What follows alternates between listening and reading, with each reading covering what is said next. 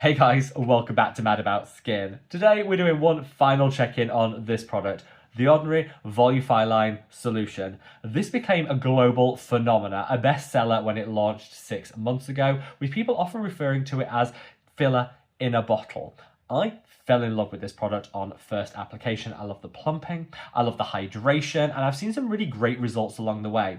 I've been doing regular check-ins with this product so we can chart the progress and the results that I've seen, and I know that so many of you guys are using it in your own skincare routine. However, more recently I found myself reaching for this product less, and that's for a number of reasons. I know a lot of you guys noticed this when I did updated morning and evening skincare routines, and the comment section was flooded with people saying, well, what happened to this? Why are you not using it? And I thought, in the interest of full transparency, I just wanted to share with you a little bit of an update, some more information that I have around this product, how it's worked for me, and ultimately, hopefully, how I can help you guys get the very best out of it if it still features in your skincare routine. So sit back, relax, let's do one final review of the Ordinary Volufiline. Now, in today's video, I'm going to share with you my honest thoughts, feelings, and opinions on this product, having used it extensively for the past 6 months. And I want to know what your thoughts are too. Share with me the Ordinary Volufiline before and after experiences down in the comments section below. As I just said, we are one big family here on Mad About Skin, and I feel that we can learn a lot from each other and our experiences. So share with me how you use it, what results you got down in the comments section below, and let's get that conversation going. Whatever your thoughts on this product, if you appreciate this style of content, which as always is entirely sponsorship and paid partnership free, make sure to reach down and give the video a big thumbs up and a like. There has been so much paid promotion and sponsorship around this product. It can be really hard to navigate what the truth is and what people's genuine and authentic experiences are. I never do sponsorships because I believe in speaking from the heart and not the wallet, and that's the case for this product and any other one that you see on the channel. So like I say, if you appreciate that style of independent content, make sure to like the video because it really does help me so much. Now, without further ado, let's cut that waffle and delve straight on in. So the Ordinary Volufiline solution launched 6 months ago. I tried it literally on day one of that launch, and I think it's fair to say I fell in love from day one. This is a product that gives some really great instant results in terms of plumping and hydration. You see that from the first application, and I do appreciate that. I'm somebody that has, I appreciate a quick win. I get incredibly impatient and I want to see those quick wins alongside waiting for those long-term results. And those results do come. After about 3 months, I started to notice that my skin was just that little bit plumper naturally before I'd even actually applied this product. And I think that's really important because quick wins are amazing, but long-term payoff is what we're really in for when it comes to skincare. And this definitely did have a long-term plumping benefit, particularly if you apply it strategically, say like the hollows of the cheeks and areas where you do have some loss of volume. I think this does make a noticeable difference. Is it the same as filler in a bottle? Absolutely not. And I called that name out because I see it used a lot online, and that's just not going to align with the experiences that you can expect. Some nice plumping action, absolutely. Hydration comes through in bucket loads, but I think filler in a bottle, a product topically applied like this is never going to match injectable treatments like filler. It's just a different category of product, and we should set our expectations accordingly. I shared all that in my 3-month update, and now we're at the 6-month point.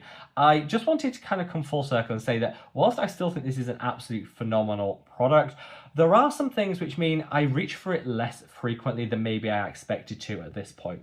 As I said, the purpose of this video is just that full transparency, so I can share with you guys exactly what's going on, because I see you guys as like family and we can just talk about these things openly without being too critical, and also appreciate other people's experiences, if that makes sense. So what I did get from this is that increase in volume. Definitely saw that plumpness and hydration, and I definitely found that the price point aligned with what I was looking to spend in terms of skincare. Super inexpensive. It's the sort of product that you can buy and enjoy without worrying that you're breaking the bank. I generally gravitate towards drugstore and affordable skincare, and this definitely ticked that box. Why I think I reach for it less are just some fundamental issues with the product, the packaging, and the application. So first and foremost, let's talk about the packaging. The bottle, which has like a dropper that you dispense out of it, is really cumbersome. It's really difficult to get the right amount of product out of it. I find it gets very messy, and I just find it's really awkward to use. Now, should that be a deal breaker? Absolutely not. We buy product for the formulation, for the quality of the ingredients and the benefits. We don't necessarily buy it for the packaging. However, that does always factor into the mix. You know, as humans, we want to have a pleasant experience with the overall product, and if the packaging is lacking, I do generally find that I gravitate towards a product a lot less frequently. That might just be a personal thing to me, but I want to enjoy the whole product, not just the formula, and the packaging on this is really not it. I don't understand why The Ordinary went down this line of like the dropper rather than just their standard pipette or a pump. I think either of those options would be better in terms of the viscosity and how the product is supposed to be applied. This was just really messy, and I know this feedback is something that has been given by a lot of other content creators. I've read a lot of this on online blogs, so hopefully The Ordinary are listening and they might just tweak things accordingly. I also found that The Ordinary messaging around the product was a little bit confusing. They say really clearly that you need to use this product on top of your moisturizer. Why would you do that? I don't understand. It makes no sense at all. And I think that's what really irked me when I was using it how I thought best to use it. I shared that in my 3-month update, which I'll dig out and I'll leave a link to up there if you did want to check that out. That's some hints, tips and hacks on how you can get the best out of the product. And I was using it as a serum towards the end of my serum applications, then topping off with sunscreen on a morning, moisturizer on an evening. But everything The Ordinary said was put on top of your moisturizer. And every time I mentioned this product online, I was flooded with comments saying, you're using it wrong. The Ordinary are really clear on top of your moisturizer. That literally makes no sense whatsoever. And I would always say with the vast majority of products, use them how feels good to you and how makes sense. But in the back of my mind, I still had that nagging, like, The Ordinary are saying, use this on top of your sunscreen and on top of your moisturizer. It just makes no sense. And I don't think The Ordinary have really thought through how people are going to interact with this product, apply it. And yeah, I tried it on top of moisturizer. It becomes a hot, greasy mess. It's a terrible idea. Definitely fits where your serums are. But again, I think I became very conscious that when I was mentioning it and using it online for you guys, I was going quite clearly against the recommendations of the brand, which were quite explicit, and that sometimes doesn't always feel right. I feel like if a brand has been really clear with the directions, me saying, oh, ignore that, it's all good, it sometimes doesn't sit right, and I found that quite conflicting, which is another reason maybe I didn't enjoy it in my routine as much as I was supposed to. I still stand by the fact I think this is better used alongside your other serums. I think it applies better. I think you get better results. But like I said, The Ordinary are really clear with that on top of moisturizer thing, and I just don't understand it. And I can never get my head around that. And that has also kind of turned me off the product just a little bit. Now, one thing that never really impacted me was a lot of the negativity around whether the ingredient Volufiline actually works. I've heard a lot of people say it's nothing, they're just selling a snake oil, it's not worth anything, it doesn't actually work, there's no data to show it to be effective in terms of plumping, restoring lost volume. I don't buy into that. I actually got those results. I definitely got the plumping. I definitely feel that I got a marginal improvement in terms of volume in the areas that I used it. So the performance was like A+. The packaging, the narrative around usage from the brand just was what I think turned me off reaching for it more frequently. And also the final texture of the product. It does have a slightly greasy finish to it, a slightly oily finish to it. And I'm somebody that doesn't necessarily like a lot of oils in my skincare routine because I have quite oily skin and I find that it doesn't really pair that well with that.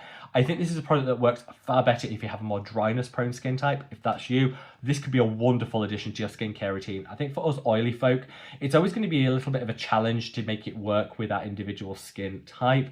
That's not universal, that's for us oily folk, but that was definitely another factor as to why I gravitate towards it less. So at the 6-month point, this is how I actually use it, and I think we'll continue to use it going forward.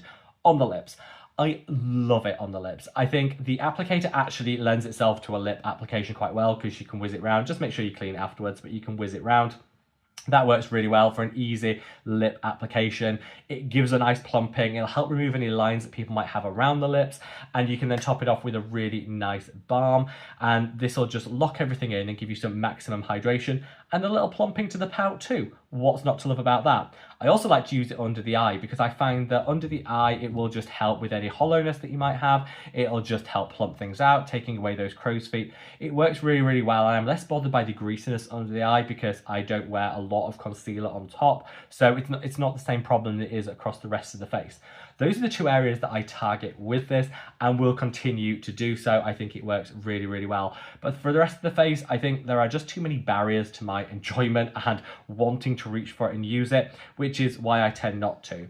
I also discovered something known as peptide layering, which has become a little bit of a trend and honestly has worked so well for me. I have covered this in a separate video, so I'll dig that out and leave it up there if you want to explore it. But I found that actually by layering 3 peptides together, I got far more plumping, far more long-term increase in volume and elasticity, and I found that it actually works far better with a better application. You could do this with any peptides that you have, but you basically layer a few peptides back to back, and that for me gives you maximum plumping, the best like long-term boost to collagen and elastin, and for me it's kind of replaced that Volufiline as a standalone serum that I was struggling with, if that makes sense. I know so many of you guys have tried peptide flooding and fallen in love with it the way that I have, and that I think is what's going to take me through 2026 in terms of plumping, volume, and all of that. Peptides, and I've increasingly found that Volufiline has kind of been sidelined in the routine. But I would love to know what your hot take is. I wanted to film this video because I feel that we've now been able to do a full review. We've done various checkpoints, check-ins along the way, and I feel that this is complete. Am I still going to use this product going forward? Absolutely. I'm just going to use it on the lips and the under eye, which is where I think personally I get the most benefit. Definitely affordable, definitely a nice product to use with some great benefits, but I'm using it in a more targeted way. The rest of the face, I'm doing my peptide layering, which I think just works that little bit better. I am open to reevaluating this if the Ordinary changed the packaging. Maybe work on the formula a little bit to make it less greasy, because for me it did break me out a little bit if I used it too consistently. So if they could tweak that, I'm definitely open to things in the future. But as it stands, lips and under eye, I think for me at least, is where it's at. So let me know. If you've made it this far to the bitter end, I want to hear from you. Sound off in the comments section below and let me know what your hot take is on this. If you love the product and you continue to use it, let me know by leaving the thumbs up emoji down in the comments. If you're somebody that doesn't use it, whether you used to and you've stopped or you've never got on board, leave the cross emoji and again, state why. That way we can see where the true thoughts and opinions of the Mad About Skin community lie. You guys know I always seek to be fully transparent and open with you guys, and so where something changes or evolves, I always think it's worthy of a video so I can update you guys, and hopefully, yeah, if you've reached it this far, you appreciate that openness, because that's something that I really do think we need a little bit more of in 2026. So share with me your thoughts, and wherever you are in the world, guys, stay safe, stay well, and love your skin. Take care. Bye.